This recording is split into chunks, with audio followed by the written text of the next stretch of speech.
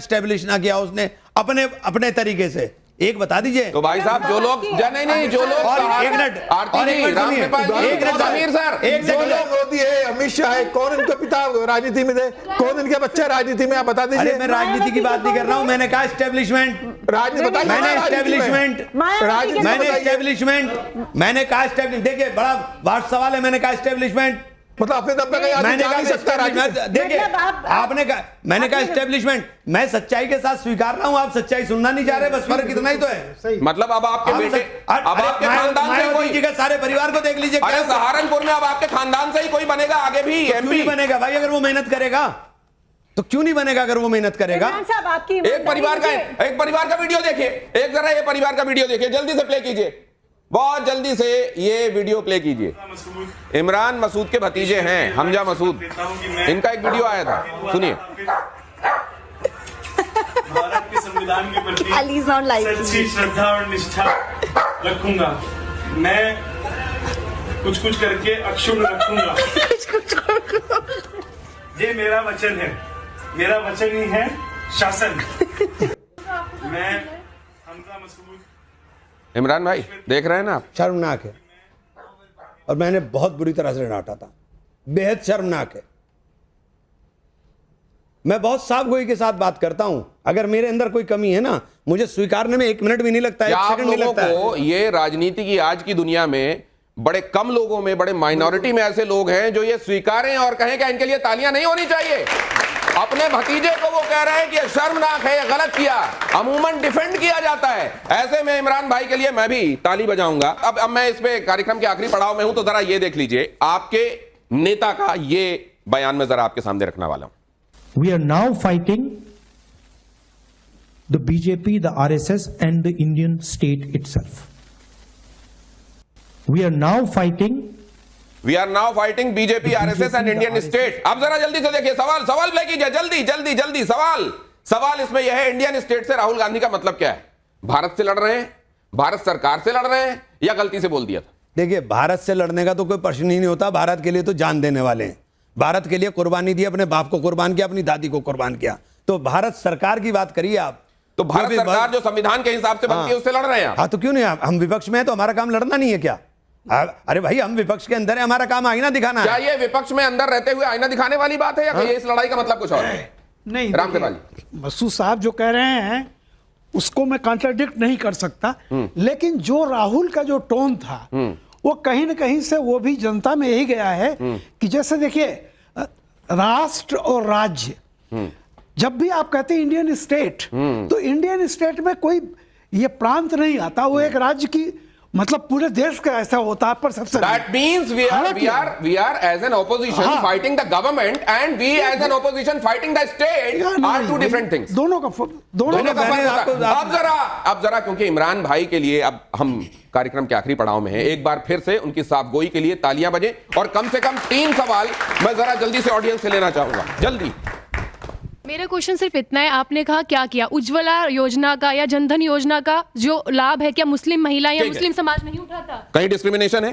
देखिए उज्ज्वला योजना का क्या हाल हुआ और जनधन योजना का क्या हाल हुआ, बेटा पहले उसके आंकड़े भी समझ लेना, फिर मेरे से सवाल कर लेना कि उससे कितना फायदा हुआ और कितने घर के अंदर वो उज्ज्वला योजना कामयाब हो पाई। अब उन सिलेंडर्स का क्या हाल हो रहा है ये जाकर के देख लेना, तो आप ये सवाल मुझसे करते हुए तब अच्छा लगेगा, जाके देख लीजिए। अब ये आपको एक बात और बता दूं, इमरान मसूद उन लोगों में से हैं जो कहते हैं कि मैं राम भक्त हूं। ऐसा कम लोग आपको मिलेंगे इस फ्रेटर्निटी से ताल्लुक रखने वाले जो कहेंगे मैं राम भक्त हूं। आप राम भक्त भी कहते हैं? क्यों आप ये देश राम का नहीं है क्या? ये देश किसका है? ये देश राम का है।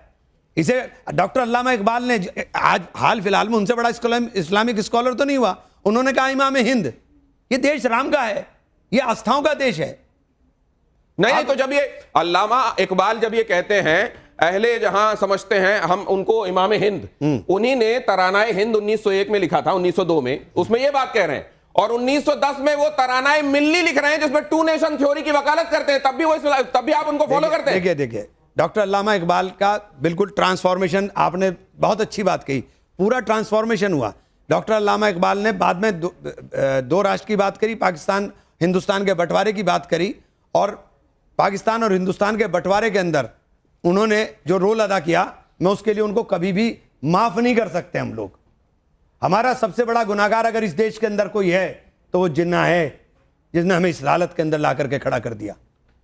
इमरान मसूद की एक और तारीफ कीजिए आप। किसी भी आदमी को टोटलिटी में वो खारिज नहीं करते। वो कहते हैं अल्लामा इकबाल 1901 तक जब उन्होंने तरानाए हिंद सारे जहां से अच्छा हिंदुस्तान हमारा लिखा था वो अच्छे थे, लेकिन बाद में जब टू नेशन थ्योरी प्रपोज की, प्रोपाउंड की, तो वो खराब हो गए, उनको हम खारिज करते हैं। इसके लिए भी इमरान मसूद के लिए ताली होना चाहिए। ऐसे कम लोग होते हैं जो सही को सही, गलत को गलत कहते हैं। लेकिन ये जो भाई एक प्रश्न था मेरा आपसे, जब 2024 का लोकसभा चुनाव परिणाम आया, 37 सीटें अखिलेश यादव ने समाजवादी पार्टी ने जीती थी, कांग्रेस ने भी बेहतर प्रदर्शन किया, तो अखिलेश यादव ने कहा था कि कांग्रेस का यह प्रदर्शन हमारे बदौलत रहा है कि हमसे गठबंधन से लड़ी। कांग्रेस को जो मुसलमान या बाकी पीडीए का वोट मिला है वो समाजवादी पार्टी के कारण मिला है। तो क्या इस बात से इत्तेफाक रखते हैं कि कांग्रेस का जो प्रदर्शन 1% भी नहीं, 1% भी नहीं।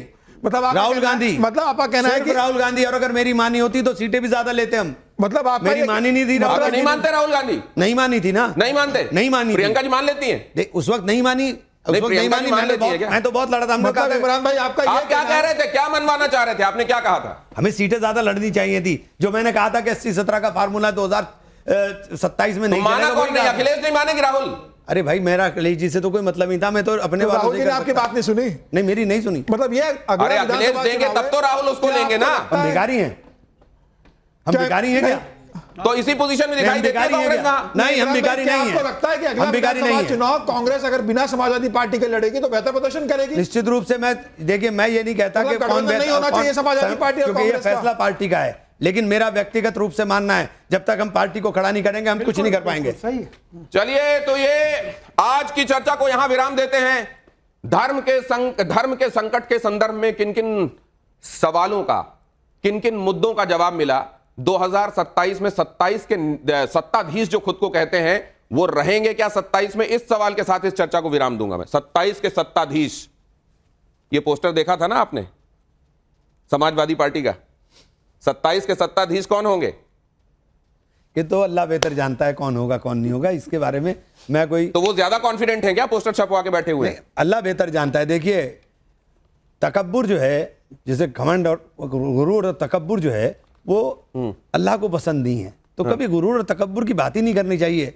हमेशा जमीन पर आदमी को सोचना चाहिए। अच्छा, तो एक बात बता दीजिए बस, इंडिया अलायंस नाम की कोई चिड़िया है भी कि नहीं? ये तो बड़े नेता बताएंगे, मैं तो हूं नहीं उसके अंदर, तो मुझे पता नहीं कि उस सिस्टम को आपके आंगन में फुदकती है कभी ये चिड़िया या नहीं? कांग्रेस का एक छोटा सा सिपाही हूं, कांग्रेस का एक छोटा सा अरे सिपाही हूं। पीडीए तो वो कहते हैं एक किसके साथ है, उनके साथ है या आपके साथ है? अब उनका पता नहीं कि वो ए का मतलब क्या है। ये ए का मतलब क्या है, इसकी ABCD वो जाने, लेकिन आपने A to Z हमारे सामने सारी बातें रखी और ज्यादातर साफगोई से रखी। इसके लिए आपका धन्यवाद, साधुवाद, बहुत धन्यवाद आप सभी का। चलते चलते रामकृपाल जी की टिप्पणी। मैं इमरान जी के लिए एक बात कहूंगा कि सच मुंह से निकल जाता है, कोशिश नहीं करता। बहुत अच्छा लगा आपका, शुक्रिया, सचमुच में अच्छा लगा सर। ये बड़ा कॉम्प्लीमेंट है। रामकृपाल जी का आशीर्वाद एक